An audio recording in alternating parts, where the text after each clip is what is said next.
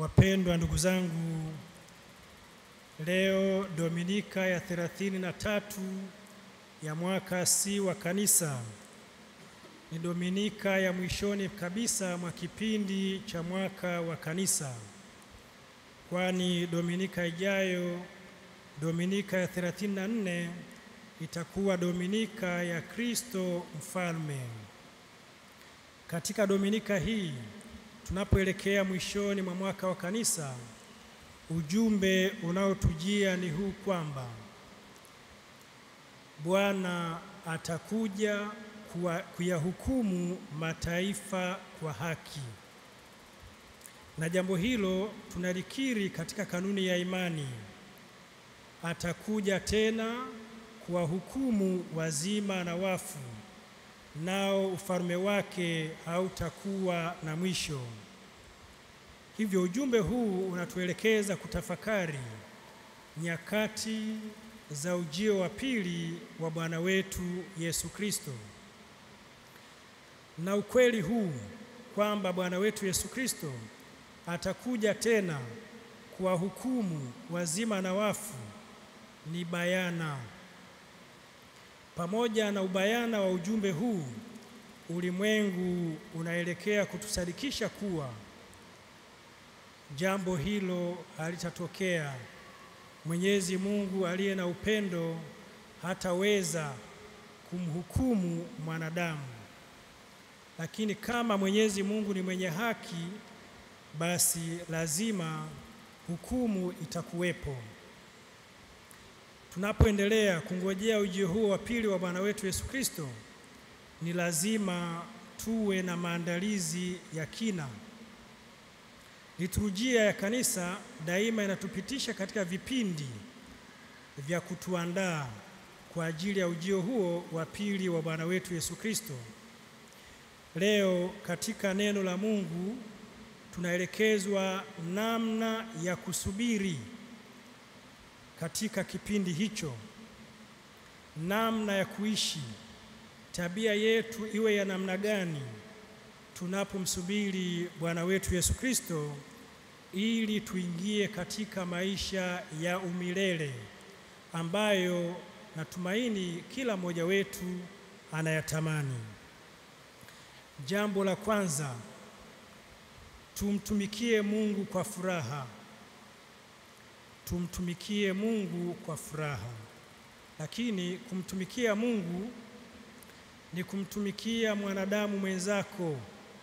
Utumishi wetu kwa wanadamu wenzetu ni kumtumikia Mwenyezi Mungu. Ikiwa tutaelekeza kazi zetu zote, utume wetu wote, mawazo yetu yote katika kuwatumikia wanadamu, tuwe na hakika tunamtumikia Mwenyezi Mungu. Kwani imeandikwa, huwezi ukampenda Mungu usiyemwona huku ukimchukia binadamu unayemwona. Tutumikiane kwa furaha. Jambo la pili,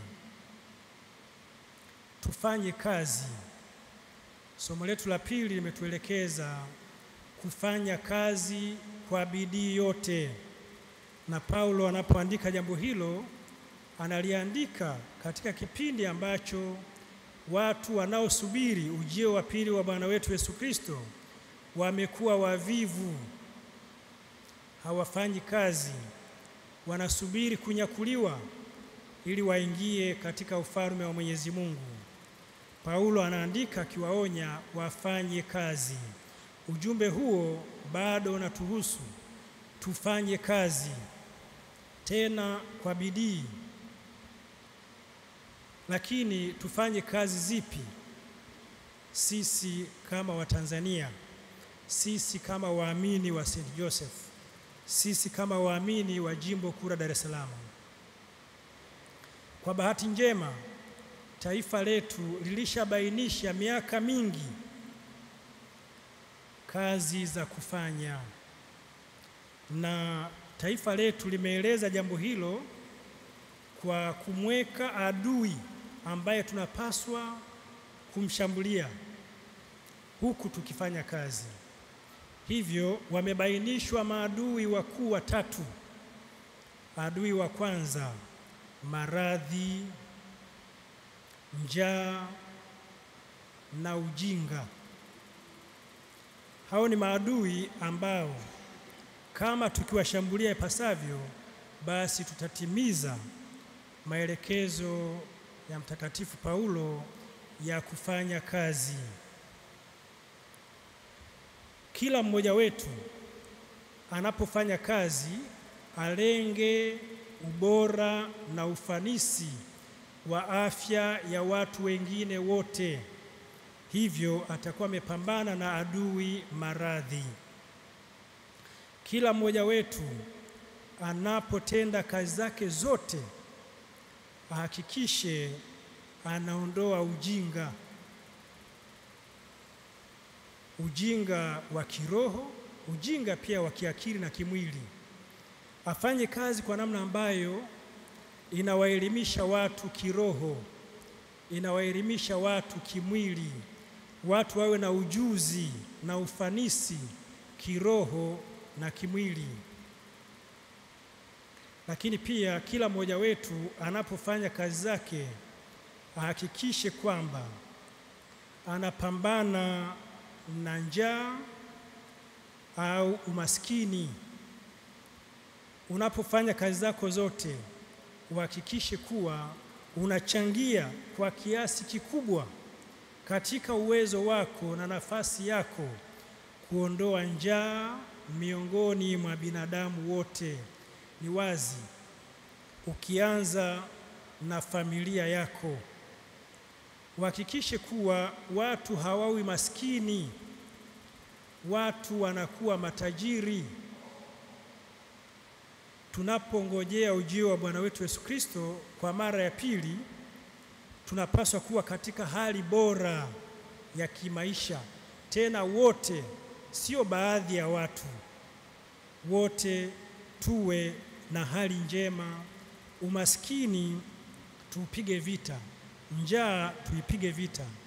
Unapokula chakula cha mchana au cha jioni, walau ufikiri kwamba yawezekana kuna mtu hajapata chakula siku hiyo. Na unapofanya kazi katika nafasi yako, uhakikishe unaboresha mifumo inayosaidia wengine pia kumiminikiwa na mifereji ya chakula na mifereji ya kuondoa umaskini. Tukifanya hivyo, tutakuwa tukijiandaa vema na ujio wa pili wa Bwana wetu Yesu Kristo. Jambo hilo lina maana kuwa tunapojiandaa na ujio huu wa pili wa Bwana wetu Yesu Kristo, hakuna mahali pengine tunapotarajia kwenda, kwani mbingu si mahali, bali mbingu ni hali ya ukamilifu. Hivyo mbingu hiyo tunayoisubiri na ianze hapa katika maisha yetu hapa duniani. Unapofanya kazi zako zote, tengeneza mbingu, na mbingu usiende peke yako, nenda na watu wengi iwezekanavyo, kwa kuwatumikia, kwa kuwashika mkono, kwa kuwaenzi na kuwathamini. Jambo la tatu, tuwe na hekima. Tuwe na hekima, na hekima ituongoze katika uongofu wa kweli. Hekima ituongoze kwenye uongofu wa kweli, kwamba tunapotumikiana kwa furaha, tunapofanya kazi kwa bidii, basi tuwe na mwelekeo na maisha yaliyomwongokea Mwenyezi Mungu, maisha yanayoleta sifa na utukufu wa Mwenyezi Mungu katika maisha yetu na watu wengine.